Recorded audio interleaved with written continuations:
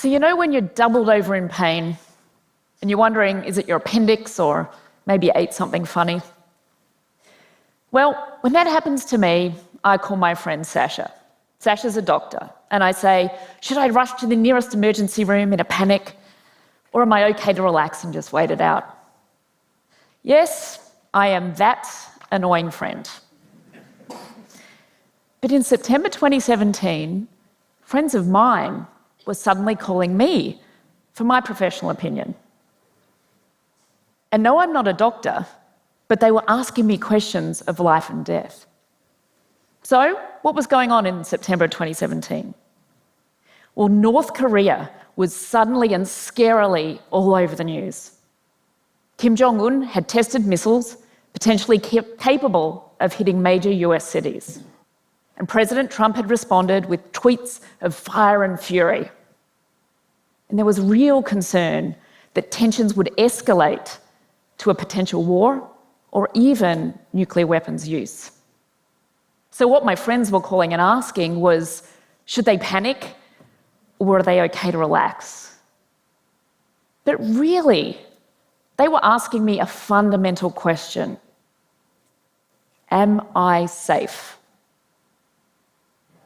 And while I was reassuring them that no, they didn't need to worry just yet, the irony of their question dawned on me. What they hadn't really thought about is that we've all been living under a much larger cloud for decades, potentially a mushroom cloud, without giving it much thought.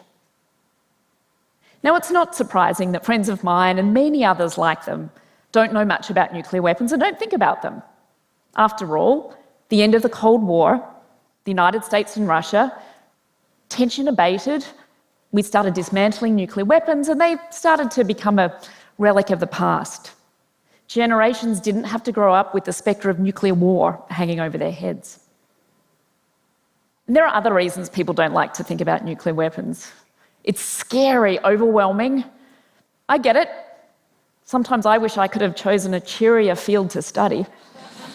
Perhaps tax law would have been more uplifting. But in addition to that, people have so many other things to think about in their busy lives, and they'd much prefer to think about something over which they feel they have some semblance of control.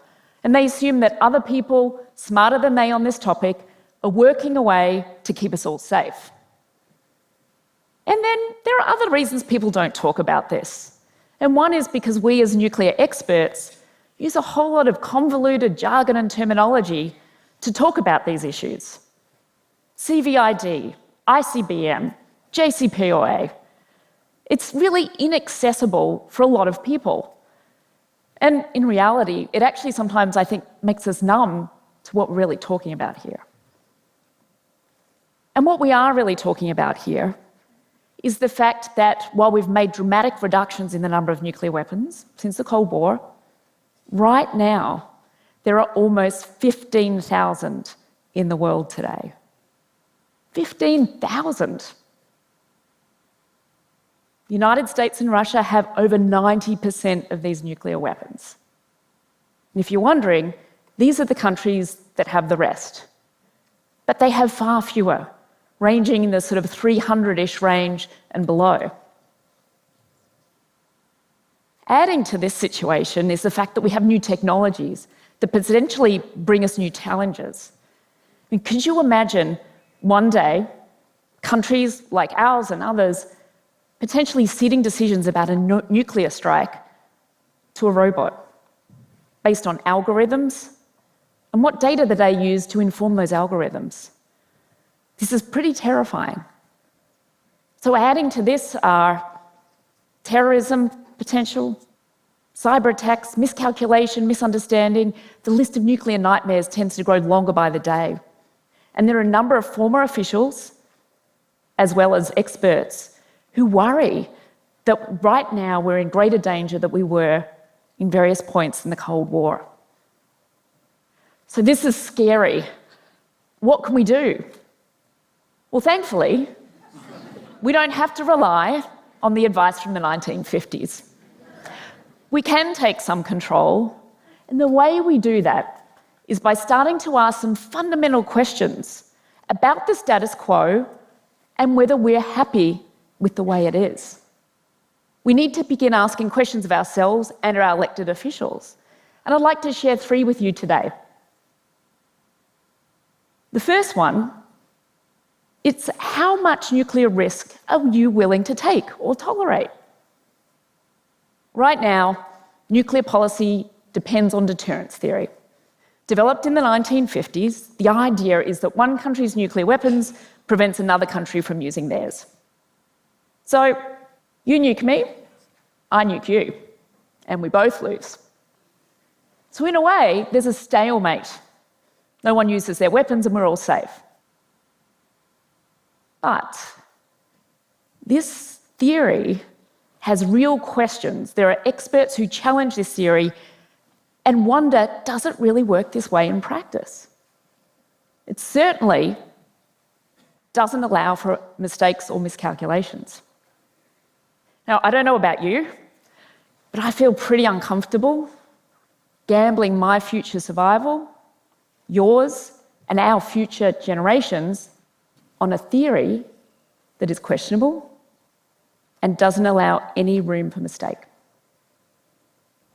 It makes me even more uncomfortable to be threatening the evaporation of millions of people on the other side of the earth. Surely we can do better for ourselves, drawing on our ingenuity to solve complex problems as we have in the past. After all, this is a man-made, human-made, I shouldn't say man because women were involved, a human-made problem. We have human solutions that should be possible.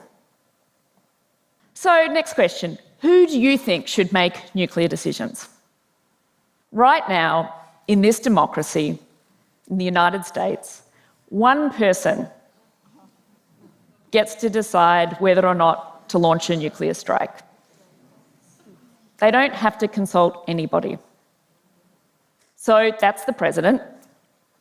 He or she can decide within a very limited amount of time, under great pressure, potentially, depending on the scenario, maybe based on a miscalculation or a misunderstanding, they can decide the fate of millions of lives. Yours, mine, our communities. And they can do this and launch a nuclear strike, potentially setting in motion the annihilation of the human race. Wow. This doesn't have to be our reality, though. And in fact, in a number of other countries that have nuclear weapons, it's not, including countries that are not democracies. We created this system, we can change it. And there's actually movement underway to do so. So this leads me to my third question. What do your elected officials know about nuclear weapons, and what types of decisions are they likely to take on your behalf? Well, Congress has a very important role to play in oversight and interrogating US nuclear weapons policy. They can decide what to fund, what not to fund, and they represent you. Now, unfortunately, since the end of the Cold War, we've seen a real decline in the level of understanding on Capitol Hill about these issues. While we are starting to see some terrific new champions emerge, the reality is that the general lack of awareness is highly concerning, given that these people need to make critically important decisions. To make matters worse, the political partisanship that currently grips Washington also affects this issue. This wasn't always the case, though. At the end of the Cold War, members from both sides of the aisle had a really good understanding about the nuclear challenges we were facing and worked together on cooperative programs. They recognised that nuclear risk reduction was far too important to allow it to succumb to political partisanship. They created programs such as the Nunn-Lugar Cooperative Threat Reduction Program, which sought to lock down and eliminate vulnerable nuclear material in the former Soviet Union. So we need to return to this era of bipartisanship, mutual problem solving, that's based on understanding and awareness about the challenges we face and the real nuclear dangers. And that's where you come in. Public pressure is important. Leaders need a constituent base to act. So create that constituent base by asking them some simple questions. Ask them, what do you know about nuclear weapons? Do you have a nuclear expert on your staff? Or, if not, do you know somebody you could refer to if you need to make an important decision?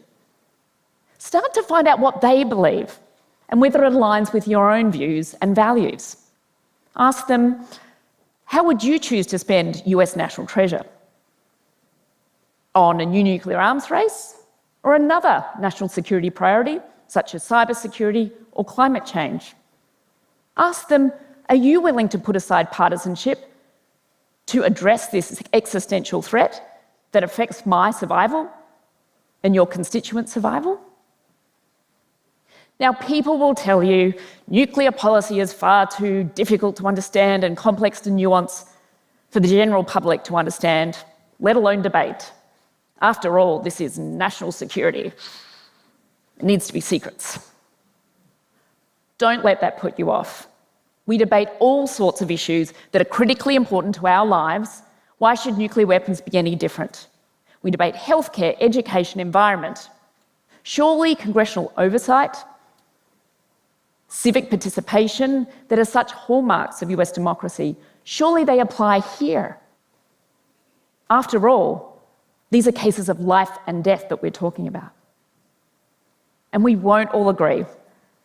But whether or not you believe nuclear weapons keep us safe, or that nuclear weapons are a liability, I urge you to put aside partisan ideological issues and listen to each other. So I'll tell you now what I didn't have the guts to tell my friends at the time. No, you're not safe, not just because of North Korea. But there is something you can do about it.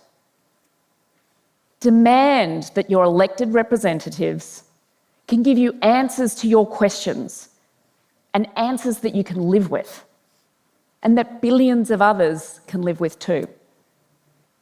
And if they can't, stay on them until they can. And if that doesn't work, find others who are able to represent your views.